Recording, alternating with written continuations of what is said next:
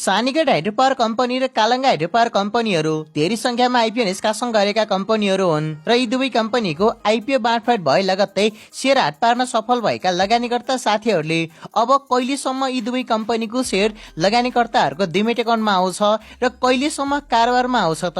कारोबारमा आउँदा opening price कति रुपियाँसम्म पाउला? हामीले यी कम्पनीहरूको सेयरमा कहिलेसम्म राख्नुपर्छ र कति रुपियाँसम्म नाफा कमाउन सकिएला? यी सम्पूर्ण कुराको बारेमा एकदमै धेरै जिज्ञासा गर्नुभएको छ।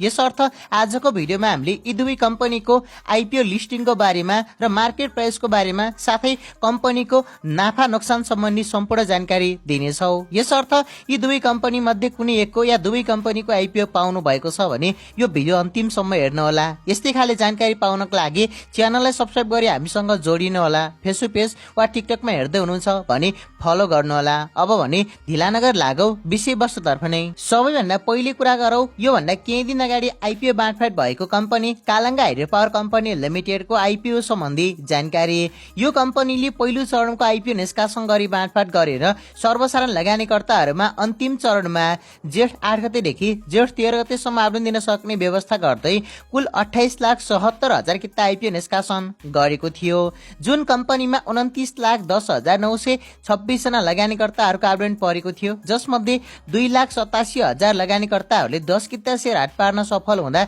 26 लाख बढी लगानीकर्ताहरूको हात भने रित्तो भएको थियो। यसरी धेरै नै लगानीकर्ता साथीहरूले सेयर पाउन सफल भएको यो कम्पनीको आइपिओ अब कहिलेसम्म हाम्रो डिमेट एकाउन्टमा आउँछ भने लगानीकर्ताहरूको जिज्ञासा रहेको छ। भर्खरै जेठ 27 गते यो कम्पनीको आइपिओ बाँडफाँड भएको र कम्पनीको आइपिओ बाँडफाँड भए पछाडि पनि नर्मल्ली 30 दिन भन्दा लामो समय लगानीकर्ताहरूको डिमेट एकाउन्टमा आउन र कारोबारमा आउन लगाउने गर्दछ। 15 दिन भन्दा पछाडि नै कारोबारमा आउनु पर्ने नियम भए पनि प्राय जसो सबै कम्पनीको सेयर 30 दिन, 35 दिन, 40 दिन, कोही सेयरहरू अलि लामो समय पनि लगाउने गर्दछन्। यसरी हेर्ने भने कालङ्गा हाइड्रो पावर कम्पनीको सेयर असारको अन्तिमसम्म या साउनको पहिलो हप्तासम्म मात्र लगानीकर्ताहरूको डिमेट एकाउन्टमा आउनेछ र कारोबारमा आउनेछ। आइपिओ निष्कासन गर्ने समयमा कालङ्गा हाइड्रो पावर कम्पनी लिमिटेडको अर्निङ पर सेयर इपिएस अर्थात् प्रति सेयर आम्दानी ₹1.48 लसमा रहेको छ, केही कमजोर रहेको छ र कम्पनीको प्रति सेयर नेटवर्थ ₹98.56 रहेको छ। यो पनि ₹100 भन्दा कम हुनु भनेको केही कमजोर नै मानिन्छ। यसरी थोरै कमजोर वित्तीय अवस्था भएको यो कम्पनीको सेयरमा हामीले त्यति धेरै नाफाको आश भने पक्कै पनि गर्न सकिँदैन। त्यसमाथि कम्पनीले धेरै संख्यामा आइपिओ निष्कासन गरेको छ।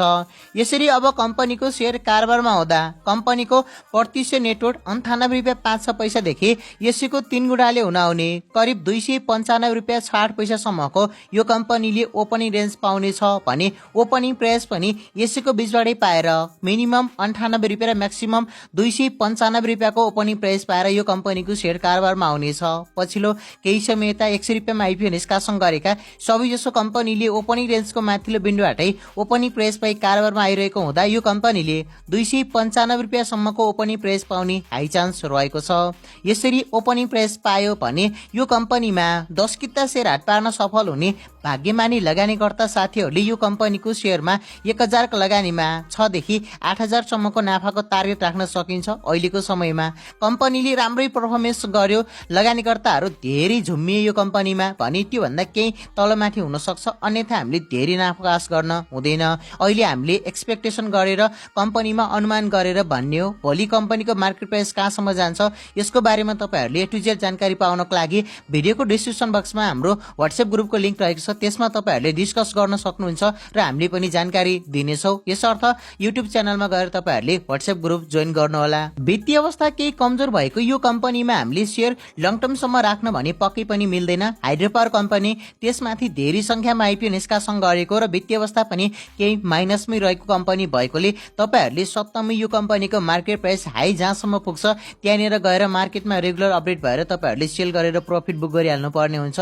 लङ टर्मसम्म राखेर यो कम्पनीमा तपाईहरूले लाभांशहरू पाउने, बोनसहरू पाउने चान्स भने एकदमै कम रहेको छ। यो त भयो कालङ्गा हाइड्रो पावर कम्पनी लिमिटेडको आइपिओ को बारेमा जानकारी। अब कुरा गरौँ आज भर्खरै मात्र बाँडफाँड सम्पन्न भएको सानीगढ हाइड्रो पावर कम्पनी लिमिटेडको आइपिओ सम्बन्धी सम्पूर्ण जानकारी। सानीगढ हाइड्रो पावर कम्पनी लिमिटेडले पनि पहिलो चरणमा आयोजना प्रभावित स्थानीय बासिन्दा र वैदेशिक रोजगारीमा आइपिओ निष्कासन गरी बाँडफाँड गरेर बाँकी रहेको सेयरमा केही प्रतिशत म्युचुअल फन्डलाई र केही प्रतिशत कम्पनीका कर्मचारीहरूलाई छुट्याएर अन्तिम चरणमा बाँकी रहेको 46 करोड 74 लाख रुपियाँ बराबरको 46,74,000 किता आइपिओ सर्वसाधारण लगानीकर्ताहरूमा जेठ 18 गतेदेखि 21 गतेसम्म भर्न सक्ने व्यवस्था गर्दै निष्कासन गरेको थियो, जुन यो नयाँ वर्ष यताकै सबैभन्दा ठूलो संख्याको आइपिओ पनि रहेको थियो। यसर्थ यो कम्पनीमा धेरैभन्दा धेरै लगानीकर्ताहरूले आइपिओ पाउन सफल पनि हुनुभयो। अहिलेको समयमा 1 लाख भन्दा थोरै लगानीकर्ताहरूले मात्र पाउन सकिने गरी साना साना कम्पनीको आइपिओ आइरहेको बेलामा यो कम्पनीले भने केही धेरै संख्यामा आइपिओ निष्कासन गरेको, जसमा 27,66,700 जना लगानीकर्ताहरूले आवेदन दिनुभएको थियो, जसमध्ये भाग्यमानी 4,67,400 जना लगानीकर्ताहरूले 10 किताको दरले यो कम्पनीको सेयर हात पार्न सफल हुनुभयो भने यो कम्पनीको आइपिओमा झन्डै 23 लाख लगानीकर्ताहरूको हात भने रित्तो भएको छ। यसरी पाउने लगानीकर्ताहरूको संख्या केही धेरै भएकोले यसमा अझ लगानीकर्ताहरूको आकर्षण धेरै हुन सक्ने देखिन्छ। यसर्थ यो कम्पनीमा आइपिओ पाउने लगानीकर्ताहरू पनि धेरै हुनुहुन्छ। अहिले भर्खरै मात्र आइपिओ बाँडफाट भएकोले अब केही दिन पछाडिबाट तपाईहरू आइपिओ पाउने लगानीकर्ता साथीहरू पक्कै पनि यसको बारेमा चासो गर्नुहुनेछ। यसर्थ सानीगढको आइपिओ पाउने लगानीकर्ताहरूको लागि पनि यो भिडियो एकदमै काम लाग्ने हुनेछ।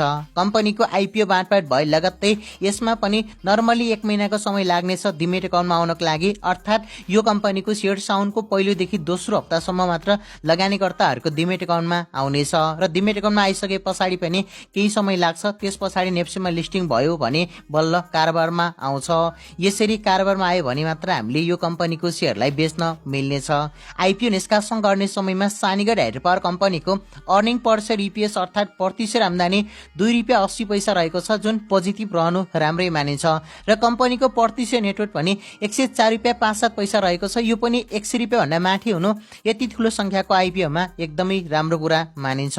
अब कम्पनीले कारोबार गर्दा 100 रुपियाँदेखि 300 रुपियाँसम्मको ओपनिङ रेन्ज पाउनेछ भने ओपनिङ प्राइस पनि यसैको बिचडी पाएर कारोबारमा आउनेछ, अर्थात् मिनिमम ओपनिङ प्राइस 100 रुपियाँ पाउनेछ भने म्याक्सिमम ओपनिङ प्राइस 300 रुपियाँको पाउनेछ।